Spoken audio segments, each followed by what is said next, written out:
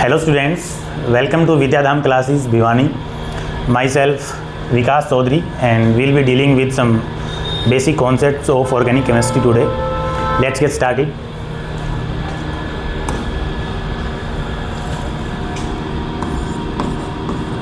We are having a simple word, organic chemistry.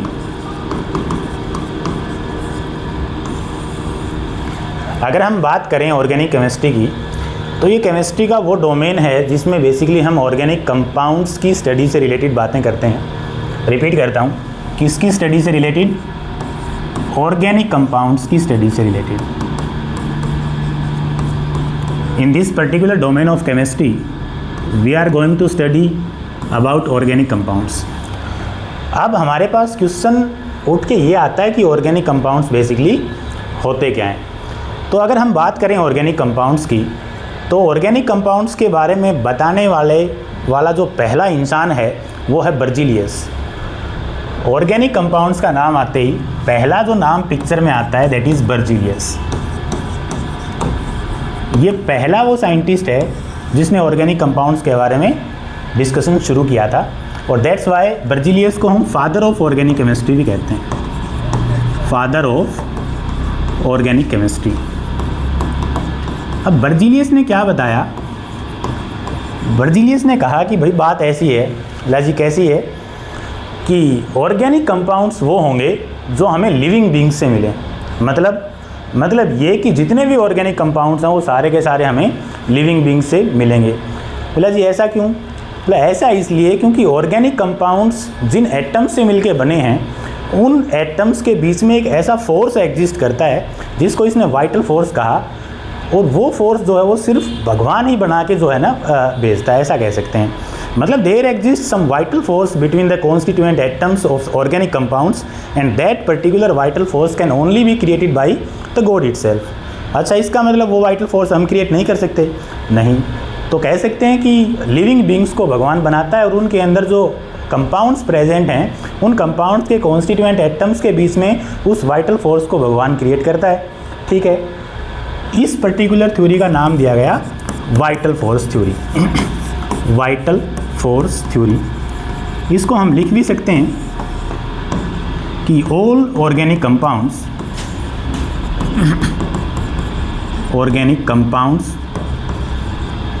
Can be obtain from living beings only. Obtained from living beings only as per the vital force theory given by Berzelius, because there exists a vital force between the constituent atoms of the organic compounds. Vital force between the constituent atoms of the organic compounds. Getting me or not? बढ़िया, इसको note करो, आगे बढ़ते हैं। ठीक है, तो इसका मतलब एज पर बर्जीलियस हम कह सकते हैं कि all those compounds which are obtained from living beings are known as organic compounds। जैसे ही इन्होंने वाइटल फोर्स थ्योरी दी उसके कुछ सालों बाद एक और साइंटिस्ट का नाम हमारे पास पिक्चर में आता है और वो साइंटिस्ट है फ्रेडरिक वोलर। इन 1828 साइंटिस्ट, हल्का सा सटका हुआ था मेरी तरह, a scientist named Friedrich Wohler. Friedrich Wohler ने क्या किया, एक इनऑर्गेनिक कंपाउंड को उठाया और उस कंपाउंड का नाम है ammonium cyanate, NH4CNO। This compound is basically an inorganic compound named ammonium cyanate। इस कंपाउंड को फ्रेडरिक वोलर ने हीटअप किया और इसके जो एटम्स हैं उनमें रीअरेंजमेंट हो गया और एक नया कंपाउंड बन के हमारे पास निकला, NH2C+O NH2। And name of this particular compound here is urea. और यूरिया बेसिकली क्या है? एक ऑर्गेनिक कंपाउंड है। सर यूरिया ऑर्गेनिक कंपाउंड कैसे है? क्योंकि यूरिया लिविंग बींग्स का एक्सक्रीटरी वेस्ट है।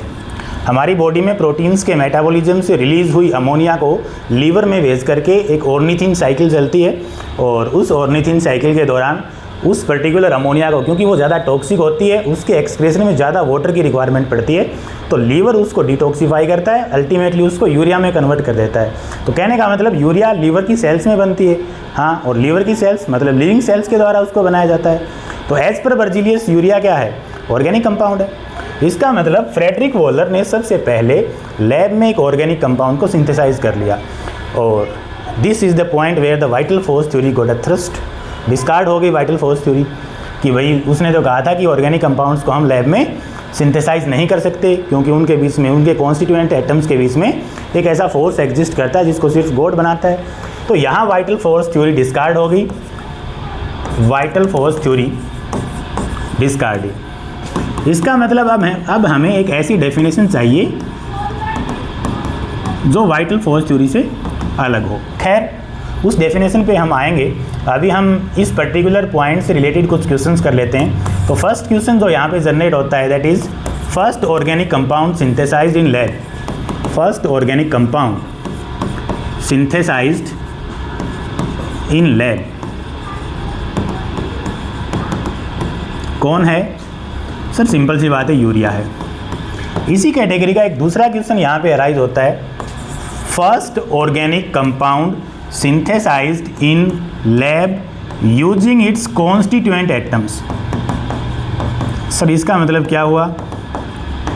भाई फ्रेडरिक वॉलर ने जो ऑर्गेनिक कंपाउंड लैब में सिंथेसाइज किया है, वो पहले से प्री एग्जिस्टिंग एक दूसरे कंपाउंड में रीअरेंजमेंट से बना है, ठीक है।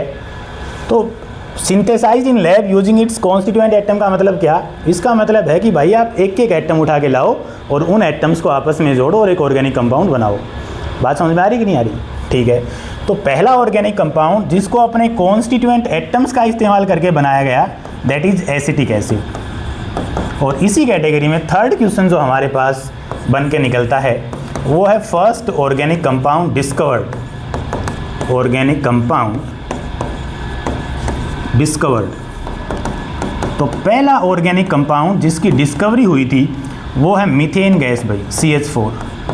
This is basically simplest hydrocarbon, ऐसा भी कह सकते हैं। ये मीथेन गैस है और इसको मार्शी एरियाज़ में डिस्कवर किया गया था। मार्शी एरियाज़ का मतलब है ऐसा भूमि, ऐसा एरिया जिसमें दलदल हो, बेसिकली दलदली भूमि में इसको डिस्कवर किया गया था। That's why methane gas is also known as marsh gas. Hope you guys getting me properly. Okay, तो अब तक हमने ऑर्गेनिक कंपाउंड्स की कुछ बेसिक डिस्कशन किए और यहाँ तक अभी ये क्लियर नहीं हुआ है कि ऑर्गेनिक कंपाउंड बेसिकली कहेंगे किसे, कि मॉडर्न डेफिनेशन क्या है ऑर्गेनिक कंपाउंड्स की। So let's get started for the modern definition of organic compounds. ध्यान देंगे भाई, ऑर्गेनिक कंपाउंड्स। तो ऑर्गेनिक कंपाउंड्स की जो मॉडर्न डेफिनेशन है वो ये है भाई, क्या? Hydrocarbons and their derivatives. Hydrocarbons and their derivatives are known as organic compounds. Are known as organic compounds.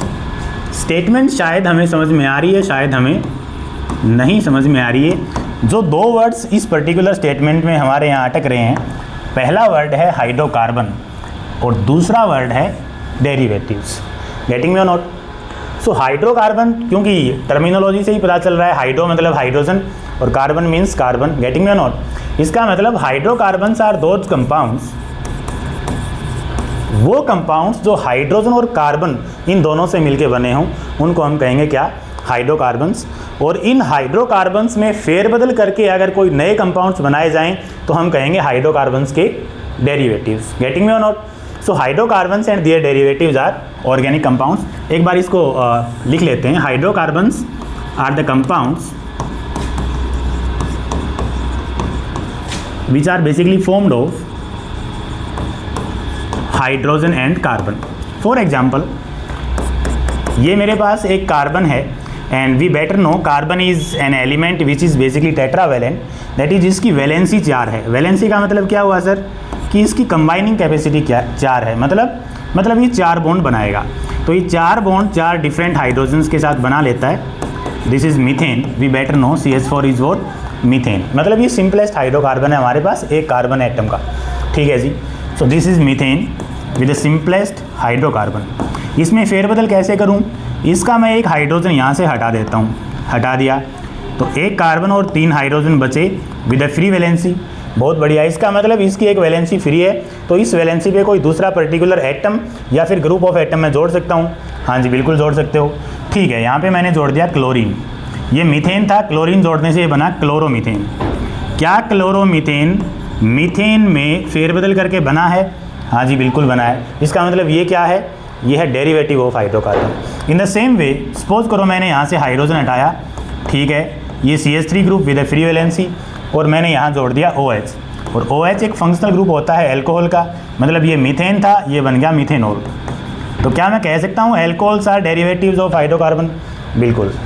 In the same way suppose करो मैंने एक और हाइड्रोजन यहाँ से हटा दिया, ठीक है, ये बना CH3 group with free valency, और यहाँ मैंने जोड़ दिया COOH, that is carboxylic acid का functional group. How many carbons are there in this compound? 2 carbons, and the name of this compound here is ethanoic acid. तो क्या मैं कह सकता हूँ कि कार्बोक्सिलिक एसिड भी हाइड्रोकार्बन्स के डेरिवेटिव्स हैं? इस तरह से बहुत सारे डेरिवेटिव्स हाइड्रोकार्बन्स के बन सकते हैं। तो सिंपली अब मुझे समझ में आ रहा है क्या कि हाइड्रोकार्बन्स और उनमें फेरबदल करके बनाए गए compounds that is derivative of hydrocarbon, इनको कलेक्टिवली हम लोग क्या कहेंगे? ऑर्गेनिक कंपाउंड्स कहेंगे। Thank you.